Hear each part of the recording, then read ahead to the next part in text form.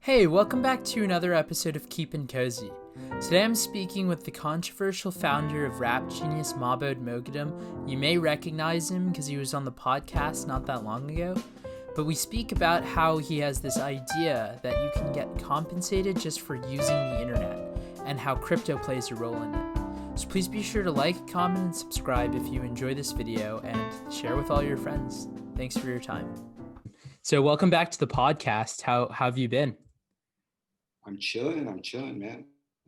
Any updates since we last spoke? I know Genius got rid of their president, so what you were calling for happened. Yeah, exactly. Change is gonna come. Hopefully, we can get a good president. I'm actually writing an article right now on who my top five picks would be, Yeah. and Who are they? then Kanye, Rob Markman, Steve Stout, Londell McMillan, and Diddy. Okay. Okay. Any particular, who's your favorite? Kanye, I guess. Kanye and Rob Markman, yeah. Yeah. Rob Markman's at Genius now, right? Yeah. Yeah. Yeah. He's the head honcho. He's the de facto head honcho already. So. Yeah. Any other updates? How's life in New York City? It's chill. My new company just launched the Ozone. You get money back for your data. Yeah. It's kind of like the reverse of Everpedia. Like Okay. Everpedia is trying to compensate people for creating content. This is trying to compensate people for data. Yeah. Yeah. So are you a co-founder? What's the relationship there? Yeah, I'm the chief evangelist. Okay. So like, do you mind explaining what a chief evangelist is? And I just do whatever. Social media, trying to build a community around it. yeah, I'm working with Annalise, who helped start the company too. So we're kind of running things together. She's got a lot of better ideas than I do, and we've got like there's a lot of stuff going on in the same marketplace that we're trying to win it. yeah, There's a lot of like, I mean, the OG is swag bucks. They've been basically just trying to get people cash back on the internet for decades. yeah, And then crypto, a big part of crypto is to try to give money for data. So there's like crypto dApps that are trying to do what Ozone's trying to do. I want Ozone to go more the crypto route. yeah. Can you Uh, explain that part of crypto for people? Because I mean that from the last time we spoke, I kind of got that, but I think it's still hard to like comprehend. it's hard, yeah. Even for me, it's hard. So basically, I feel like there's two levels. On the one hand, just anytime you want to compensate anyone, you can give crypto. Like the Yeah, easiest one to give is just Bitcoin or yeah. Ethereum or something. And the advantages of That's that are no, there's no transaction fees, no. Yeah, and it's Yeah, international. In some ways, it can be easier than PayPal or yeah, Venmo or whatever. But then whatever Pedia does, which I think is the future, I'd like yeah, Ozone to do it too. I'd like Facebook, Google, everyone to do this. yeah, Is making utility tokens where you basically have your own crypto that's used. Uh, the users get it for whatever they need to do, and then also that's basically the same as your stock. So it's yeah, kind of like, I envision a world where if you make a viral post on Facebook, you yeah, basically get a Facebook stock in the form of a digital token.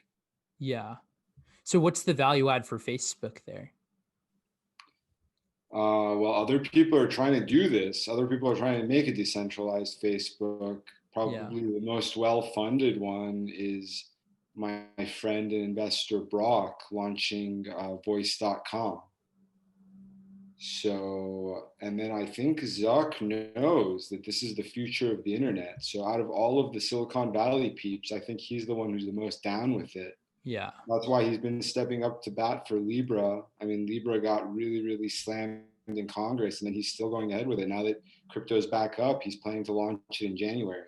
yeah, I'm yeah. praying that Libra is just going to be the first step, and that really this is just the first chapter, and the end is going to be decentralized Facebook, kind of basically Facebook copying Everpedia. Maybe Facebook can buy Everpedia, and we can just set it all up for it. Yeah. So with Everpedia, I now have a Everpedia account and articles and stuff. I get like, a very like small compensation for creating content. But with something like Facebook, what you're saying is that for creating content, you would get compensation? Yeah, same exact deal as Everpedia. I mean, Everpedia, one thing I really like is the way that we show you how many IQ you have, how many dollars it's worth. And then right now, if you're earning IQ, in my mind, you're not just getting compensated, you're becoming an owner of Everpedia. Yeah. And the IQ token has a long, long way to go. Right now, it's worth about a quarter of a penny. And the vision is someday, I think that Everpedia, the IQ token is going to be worth at least $1. Yeah. I'll start like taking it seriously when it's worth $1. There's 10 Yeah. billion. That would be like a $10 billion market cap. Yeah. And you just got to think, so Wikipedia is nonprofit, but what would the market cap of Wikipedia be? It would Tens probably of be like billions. $100 billion. Yeah. Yeah. Yeah. So kind of like on that topic, I have two questions. So firstly, would you get compensated for consuming Facebook? Like we are spending our time and that's what their main value add is, right? I don't know if you've seen the Yeah. social Well, dilemma, maybe but Zuck can buy Everpedia and we'll teach him how to do the consuming, and then he can buy Ozone and we'll teach him how to do the data stuff. so can you explain that distinction? Like you get compensated just for consuming Facebook and that idea? Yeah, just because by you consuming, they know your preferences and then they Yeah. sell it to people for ads. So even Yeah. if you're not writing good posts on Facebook, Facebook is still, as long as you're just like logging in daily, they're Yeah. making like $10,000, $20,000 a year off you. It's insane how much money they're making. Which is so hard to think of. And would people like in countries that aren't as I guess like developed as the United States also be as valuable to Facebook? Like someone who's in like Sierra Leone or in India, where they're obviously not going to be able to spend as much through ads as an American. It's a good question. I guess not, but in some ways. So like Facebook has so many advertisers. They Yeah. have millions and millions of clients.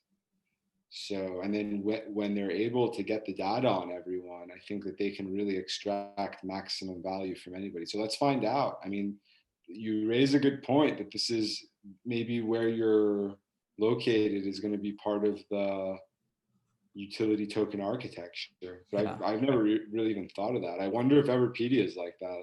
Like, I guess with Everpedia, you're writing the content. I wonder what Ozone is going to do with that. Honestly, I'm just Yeah. the marketing guy, but I don't know. Like, you get like different amounts of like Ozone bucks for different Yeah. countries or stuff. I'm really not sure. I'm Yeah. guessing it makes sense. Yeah. I mean, like, kind of on that subject, like, one of the key takeaways, I would say that, like, I consider you the OG interviewee of the Keep and Cozy podcast because Thank we've you. had some crazy people on after, but like, you were the first, big guy to come on. So thank you for that. But, like, one of the key takeaways, and I had a couple, was that you were talking about how, like, crypto could be this utilitarian thing that, like, helps, there are 3 billion people who are unbanked right now. It would help bank those people. And that makes sense because it's like they can get a wallet if they have a computer. But how do they start like going from, you know, being, in like, I guess a village towards being able to be full consumers of the internet and full participants the way that, I was lucky enough to be just by being able to grow up in America. If you just sign up for the dApps right now, What are, Everpedia, most of the editors are not American yeah, because of what you're saying. Because for Everpedia, you're creating the content, so it doesn't matter where you're based. So it's more valuable to people who the IQ token is worth more in their currency. You know what I mean? yeah, So we've got a lot of users from India, but with your data, as you're saying, it's a little bit different. I'm pretty sure that US internet user data is more valuable than international data. yeah. So how does crypto help? I mean, well, what is dApps and then how does crypto help? Well, crypto just makes it kind of like it's an automatic, systematic thing. Just by being digital money, uh, it's you're kind of just treating it like points. Yeah. Then, for example, even if we use PayPal or Venmo, there are a lot more limits, even in America, for someone being able to set up a PayPal or Venmo. It might just be harder. I'm sure there are situations where it's harder to do that than to get a crypto wallet. Yeah. But then getting a crypto wallet is kind of hard too. Like that might not have as many like legal roadblocks, but it's got more technical roadblocks. So just like knowing how to figure it out. Yeah. That's a big problem with crypto right now. Like right now, so with Everpedia, there's two options. You can sign in with your crypto wallet, which I'm the founder of the company and I'm still not high tech enough to do that. Or you can sign in with Facebook and then they just hold your IQ for you. Yeah. So that I think is one thing that a lot of people who are building dApps, they're just building it like, yeah, to sign up, you need to connect your wallet. Like I think Yeah. Voice is even like that. I What wasn't are able to dApps? sign up. It means something that's running on crypto with a utility token, Okay. like Voice.com, Everpedia. Yeah. I want it so that anyone can just sign up, just like it's really easy to sign up on Instagram. Yeah. That's the problem I had with Voice. I tried several times to sign up with Voice, and I'm just not high tech enough. I guess like Yeah. you need to know more like crypto tech stuff to be able to sign up for it. So I'm not even able to sign up. And I've Yeah. tried really hard. I've asked for help. Nothing's going on. Everpedia, a lot of people running the problem. Every day, like the main people who hit me up on the internet are people who are trying to make it in rap. They say I'm Yeah. the founder of Genius, and I'm like, use my products and I can help you grow. Put your lyrics up on Genius and write your bio on Everpedia. And a lot of times the response I get is like, hey, I put all my lyrics up on Genius. It was really easy, but I submitted my article to Everpedia and it said like failed. Yeah. It crashed. And that's because of the crypto stuff. Like the crypto stuff still makes the tech of it complicated. And it's really, really Yeah. frustrating. So I'm hoping, I think the vision with dApps and with things that are giving crypto to users is if they are able to connect their wallet, they connect their wallet. But if Yeah. they're not able to, you just make it so it's really, really easy for them to sign in, and then we can hold the crypto for them until they finally like get enough that they have the incentives to connect their wallet. Yeah. Yeah. Yeah. So kind of pivoting it from crypto to like more of just internet culture. Could you talk a little bit about like how you view internet culture? Because you were a huge like I guess bull on it or fan of it. Um and like have you seen the movie The Social Dilemma and all of the stuff that they so the point of that documentary is it just kind of explains how Facebook and Instagram and Twitter or whatever, they all like employ the best and brightest minds in the world to get people addicted to social media, and like it's a very like negative portrayal of social media. But you're like one of the people who I met who's probably the most pro social media and whose life seems to have been kind of improved drastically with social media. So I would love to hear your thoughts on it. I love it. I love it. Even I complain a lot about the internet. Like my whole passion for crypto is a big giant complaint of the internet. That like, why is Mark Zuckerberg so rich? Yeah. Why do these people make so much money? That means there's something wrong with the way it's being accounted. But at the same time, I'm a huge fan. Even though they made so much money that I don't think they didn't deserve, they still added so much value. Like the internet, I think made the size of the pie so much bigger Yeah. that some people were able to make hundreds of billions of dollars, but still everyone is better off. Like Yeah. when I was a kid, I was growing up poor and I had a rich cousin. Yeah. And I would go to my rich cousin's house, and the main thing I was jealous of was his CDs. He Yeah. had all these CDs like Bone Thugs and Harmony and stuff. And then now everyone has all of the CDs, no matter how poor Yeah. you are, because of the internet. Everyone has all the music. Yeah. It's just like such a huge equalizer. And the people who complain about it are the people who are doing pretty well off, I think, even before. Like I've noticed a lot more rich people complain about the internet than poor people. Rich people are like, oh, it's toxic, it's making me depressed. But poor people are like, yo, if it wasn't for this, at least now I have all the music that the rich people have. Like that, Yeah. that alone is huge. That's all I wanted when I was a kid. I wanted music, but I couldn't afford it. But now Yeah. everyone has all the music for like a nominal price, or you can get Yeah. it for free. So I'm a big believer, and that's why Genius, looking back on it, Genius was pretty early in the days of the internet. It's 11 years old now. Yeah. It was one of the first non-Facebook, non-Twitter things that I think people were signing up for. And I really love it. It's still my passion. Um, but the reason I got into crypto is that I was frustrated by the fact that we're just giving the writers points. Yeah. Because we have points on Genius called IQ. You get IQ points for writing the annotations. So with Everpedia, I was able to basically make the points worth money. Yeah. And it's a lot more fulfilling. I tried to do some stuff at Genius. I launched something called Cash Genius, where Yeah. I was trying to give like $100 check to certain editors. If they like, I would basically say like, put up this new album and I'll send you $100. And then everyone got so mad at me. My co-founders got mad. The users got mad that they're not getting picked, all this Yeah. stuff. So I was like, wow, I wish there was just like a systematic, robotic, like computerized way to do Cash Genius. Yeah. So that's basically what crypto is to me. It's the opportunity to do Cash Genius. And then so the funny thing was my co-founders would always tell me, if you think someone's good enough to pay, then maybe we can hire them full time. It's like, Yeah. well, no, I don't want to hire people full time. I basically just want to give someone $100. Yeah. And so the philosophy, the reason my co-founders were so against it is because what I was saying was very against internet philosophy. Like Yeah. internet philosophy was, if you start paying users, then they Yeah. don't think of it as fun, they think of it as work. And then they're Yeah. like, hey, why am I only getting paid so little? Why am I Which getting is paid 50 cents an hour? kind of true with Uber, wouldn't you say? Like now all of these Uber drivers and stuff have started to view it as a job, and they're getting a lot more That regulation than what used to nailed be it. there. One of the things that pisses me off the most is the government regulations on Uber. So like, I'm a big gig economy person. All of my angel investments are gig economy. Yeah.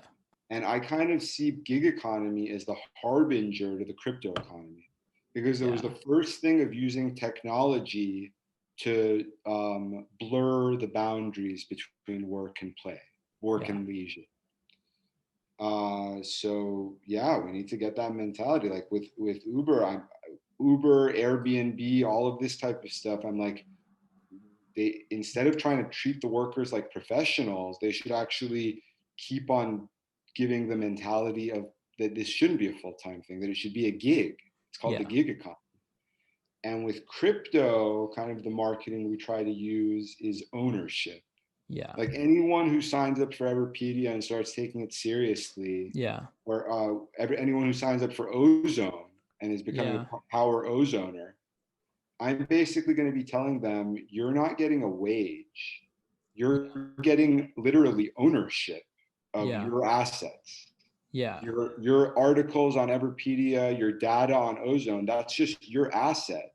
And then Yeah. we're basically giving you like a stock. We're just Yeah. giving you stock, like an ownership of How it. does it compare to stocks? It's exactly the same. So in Everpedia, Yeah. our stocks are basically just shorthand for tokens. Okay. Your stocks and tokens are completely interchangeable. So Yeah. when you get, it's pretty crazy if you think about it. Like anyone, any age, any country can go into Everpedia and you just go write some cool stuff, and you're Yeah. getting our stock. The same as someone who buys our tokens on Binance. The same as someone who Yeah. angel invested before we even started doing the crypto stuff. Yeah. And that helps by Everpedia a lot, because you get a content creator who may be a power user, and then they will populate Everpedia, and eventually people start using it. Yeah, I'm really excited, especially once we get the kinks figured out. Like Yeah. right now, the crypto internet is like the internet of the early 90s. Yeah. Everything's just got bugs, everything is complicated. So we really just need Mark Zuckerberg on the job. Mark Zuckerberg is the guy who made the internet so that anyone can use it. He made it Yeah. really easy to sign up. And then now, if he starts doing the crypto stuff, I think that he that's part of, a lot of people in crypto hate Mark Zuckerberg because they're like libertarians and like Yeah. think that he's controlling and stuff. But a big part of my philosophy is I always try to like blend the old with the new. Like on the Yeah. one hand, I'm a revolutionary. On the other hand, I think part of revolution is making making an alliance with the existing power. Yeah. Kind of like, there was the French Revolution and then Napoleon took over. Napoleon was kind of like in between the French Revolution and the king. Yeah. So Mark Zuckerberg can be our Napoleon. Like on the one hand, he represents the old evil on the internet. On the Yeah. other hand, I think he's a revolutionary too. He sees that crypto is the future. So I think that he's going to be the one who is going to be able to be the big crypto leader, making everyone open a crypto wallet. Yeah. Like imagine if just having a Facebook someday means that you automatically just have a crypto wallet and you can get Yeah. all your Bitcoin, all your Ethereum on there. That's going to be huge. And I think that's like still kind of hard for a lot of people to understand because like one, um, what does it mean to have like a Facebook wallet? But then more, I think for me, it's like you talk about the compensation. What incentive does Mark Zuckerberg have to give people? Would it be Libra for using Facebook? Well, Libra is just a stable coin. Libra, it basically seems like it's copying WeChat, just has digital dollars that you can Yeah. use to buy stuff. So that's not a big breakthrough. I think Libra is just him testing if Facebook can make its own crypto. Yeah. And then once Facebook makes its own crypto, then they can start a utility token. It's Yeah. like stock, kind of copy the Everpedia route. Difference between utility token and stablecoin? Stablecoin is just dollars. A utility token is like stock, because Yeah. not only can you trade it for money and the price goes up and down with the Yeah. success of the company, but then also it's worth votes. Like you Yeah. got to remember, stock is not only worth money, it's worth votes too. Yeah. And then stock, like in a normal corporation, like if you buy Facebook stock, technically your stock is worth votes. Yeah. You can't actually use them. Like I think there's rules that if you have under a certain percentage, they just have proxies that vote for you. Yeah. Maybe they let you pick a proxy. A lot of them don't even let you do that. But then with utility tokens, it turns the stock from just voting on corporate stuff to voting on the kind of things you vote on the internet all the time, like Yeah. upvotes. If you have more tokens, your upvotes are worth more. You can basically give more tokens to Yeah. someone else with the up. Yeah. Yeah. With the ozone route of things, like when you're giving people when people are getting the ownership of their data, they're getting compensated for their data. It's a little bit different. But one idea I had for ozone, same thing I want for all my apps. I want verified accounts. Like I thought it would be cool if there's like power users of ozone, Yeah. celebrities and influencers, and then them us giving them their data. Like obviously it's more valuable, but then also just them for them just like being an ozoner, like representing the brand, Yeah. they get more power over ozone through that as well. Yeah. Yeah. Yeah. Well, kind of pivoting to Silicon Valley culture. I know that you have a lot of like hot takes on so many of these other CEOs. I think you're a fan of Mark Zuckerberg, but Jack Dorsey, not a fan at all. Could you talk a little bit about like just Silicon Valley culture and like, yeah, your reaction to it? Yeah, I have beef. I have beef with Jack Dorsey. He actually just said that he wants to use whether or not you have a Wikipedia article on if you get a blue check mark on Twitter for Yeah. verified account. And I'm like, it's weird because like they've basically given every journalist a blue check mark and none of them have Wikipedia articles. So it just seems Yeah. weird. And I was like, make it so that it's an Everpedia article. Like I'd be cool with that. Like everyone Yeah. with Everpedia article can get a blue check mark. I'd be down.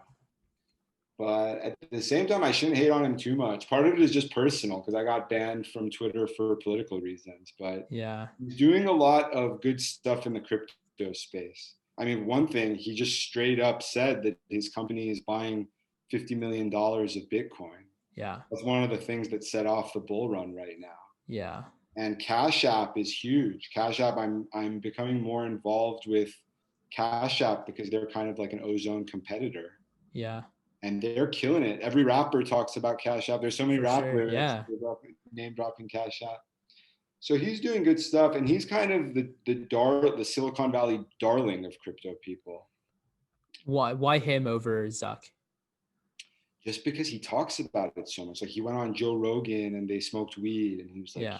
Bitcoin's the future. And like, if you go on his Twitter, his whole bio, all it says is Bitcoin. Bitcoin. Yeah. So he's a big fan, but I don't think he's actually, just because he seems so slow moving. He doesn't ever do anything. Like he just finally released his clone of Snapchat.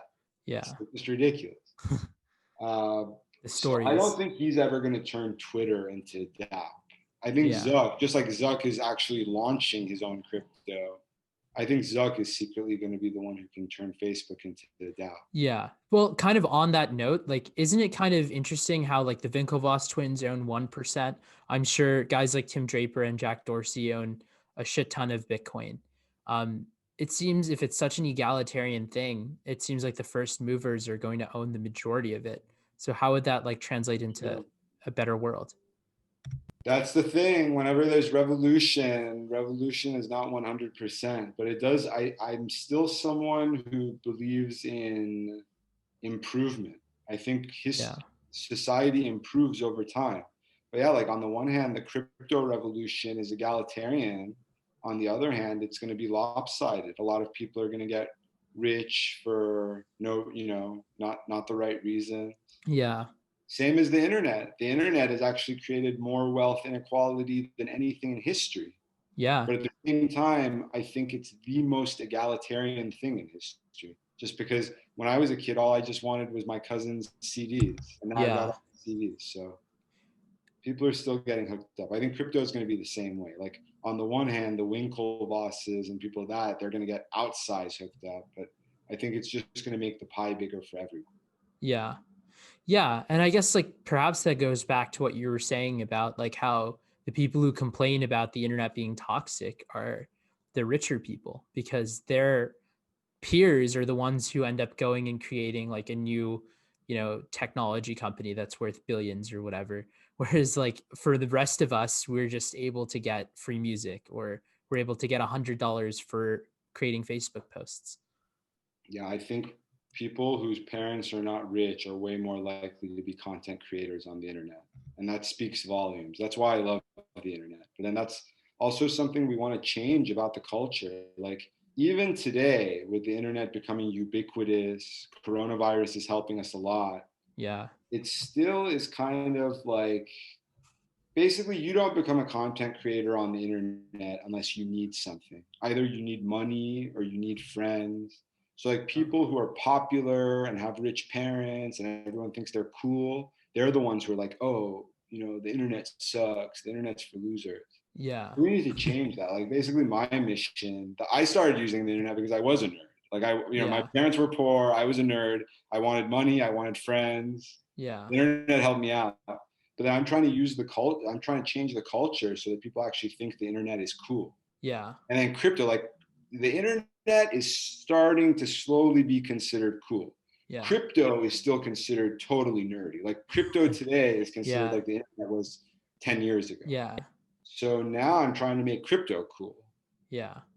So again, like, I hate the Twitter guy, but shouts out to Cash App, the Cash App dude, Jack Dorsey. Yeah. He hooked us up for sure. Kind of on that note, you mentioned like the Facebook, or that the internet was like propped up heavy by like rappers and stuff, and you kind of were alluding to it with content creators. And I think you mentioned on the last podcast that the first ever PDA article that went viral was the Cardi B one, because Yeah. she second. No, yeah. I mean, I'm still proud of that. She's still the number one page of all time. Because no, like Wikipedia wouldn't give her an account. And I think that kind of ties into what you were saying about the egalitarian aspect of the internet, where it's like Cardi B wasn't allowed to have a Wikipedia. No, that's one thing that really frustrates me is with the olden internet, people still want to take the egalitarian and basically people are trying to turn social media into media. They Yeah. don't want to do stuff themselves. They want the big man to come down and tell them what to do. It's even happening to Genius. Like Yeah. Genius is very successful. All the teenagers love it. But for me, the tragedy of Genius is no one wants to go on and put their own lyrics on anymore. Everyone Yeah. wants us to invite them to come on our YouTube. So they Yeah. want the man to tell them. And that's messed up. Like it shows that human nature has just like a natural drive for being controlled, for being dominated, for weakness. And we just need to overcome that. Like we need to, I'm trying, like basically my life mission is I want to make people more comfortable without rulers and just ruling themselves.